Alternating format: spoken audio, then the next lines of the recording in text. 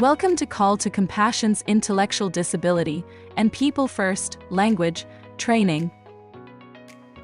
In this training, we will take a look at intellectual disability, developmental disability, the medical model of disability, the social model of disability, society's idea of intellectual disabilities, learned helplessness, services and support, people first language, and bringing it all together. What is an intellectual disability? An intellectual disability is characterized by a limitation in intellectual functioning and adaptive behavior and occurs before the age of 18. Intellectual functioning, often referred to as intelligence, and refers to learning, reasoning, problem solving, and how to coexist with strengths and weaknesses. Often determined by an IQ test score of 75, with 80/120 being considered average. Adaptive behavior. The collection of conceptual, social, and practical skills in everyday living. Conceptual skills. Language and literacy, money, time, and numbers, self-direction. Social skills. Interpersonal skills. Social responsibility, self-esteem, problem-solving following rules. And practical skills. Daily living activities, occupational skills, healthcare, travel and transportation, use of money and telephone. Developmental versus intellectual disability.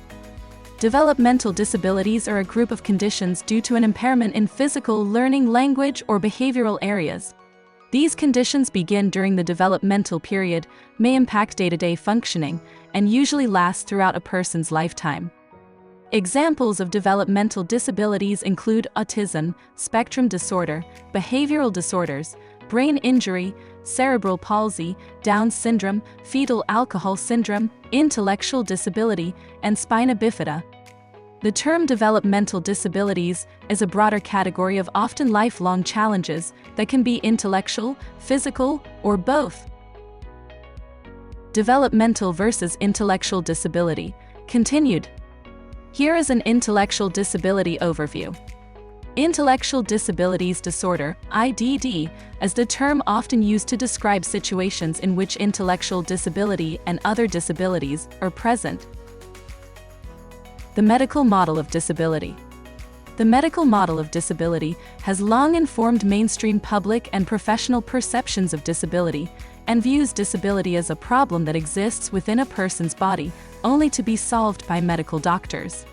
This model frames the body of a person with a disability as something that needs to be fixed, suggesting that typical abilities are superior, and that physical or mental impairments should be cured with the help of an outside force. This framework, which is still embedded in modern approaches to health care and education, frames an individual's impairment as the cause for their inability to participate fully in society. The social model of disability.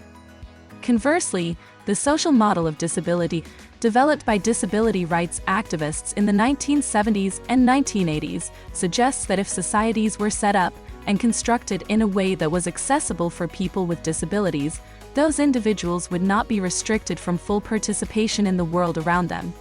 In other words, the social model of disability views the origins of disability as the mental attitudes and physical structures of society, rather than a medical condition faced by an individual. Essentially, the social model says that individual limitations are not the cause of disability.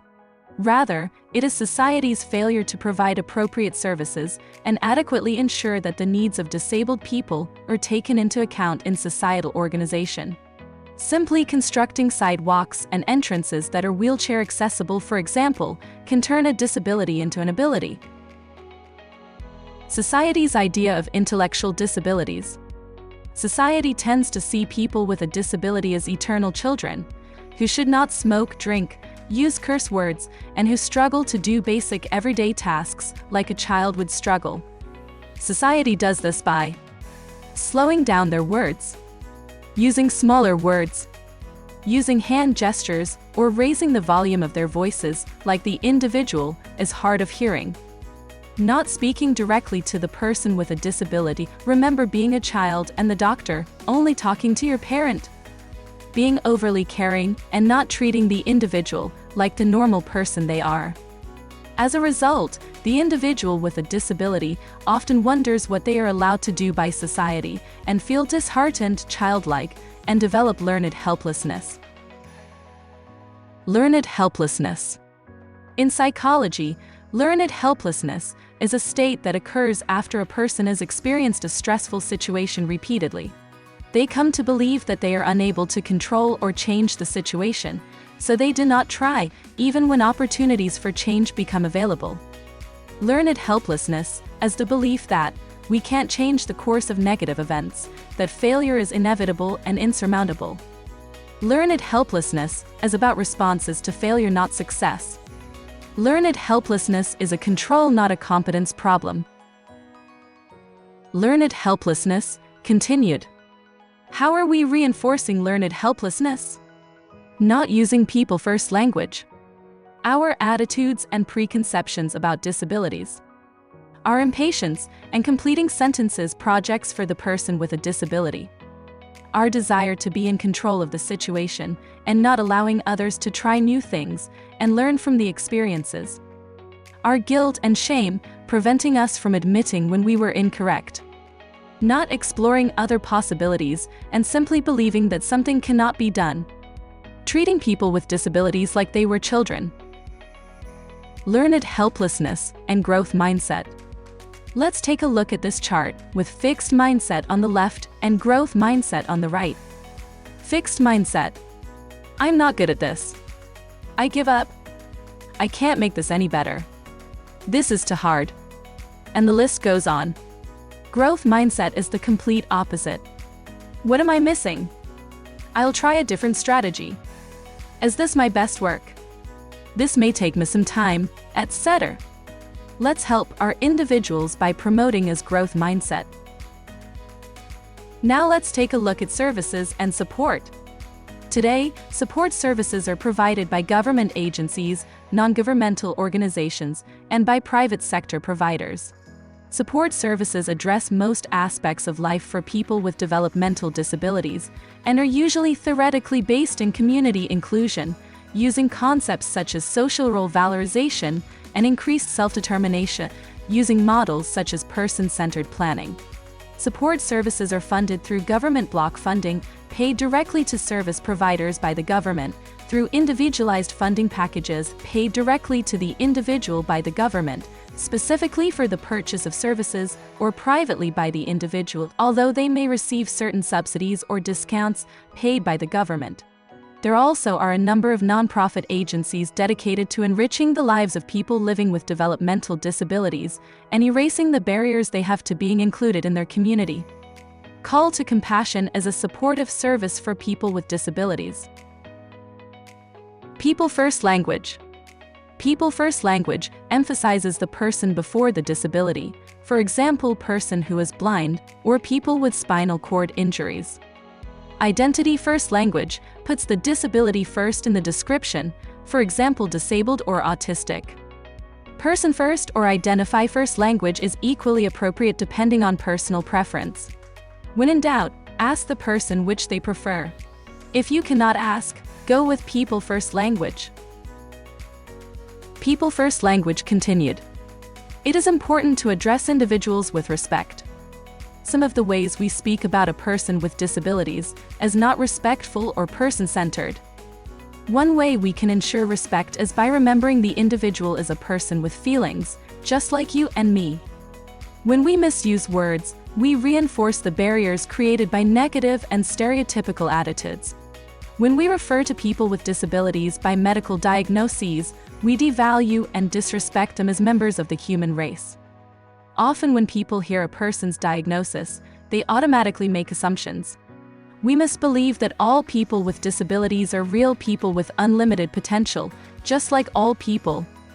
If we expect people with disabilities to succeed, we cannot let disabilities stand in their way. People First Language continued.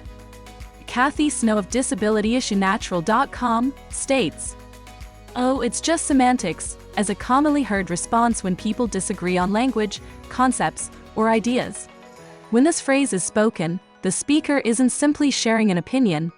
When coupled with a dismissive wave of the hand, it's just semantics as a weapon used to shred the value and the validity of another person's words.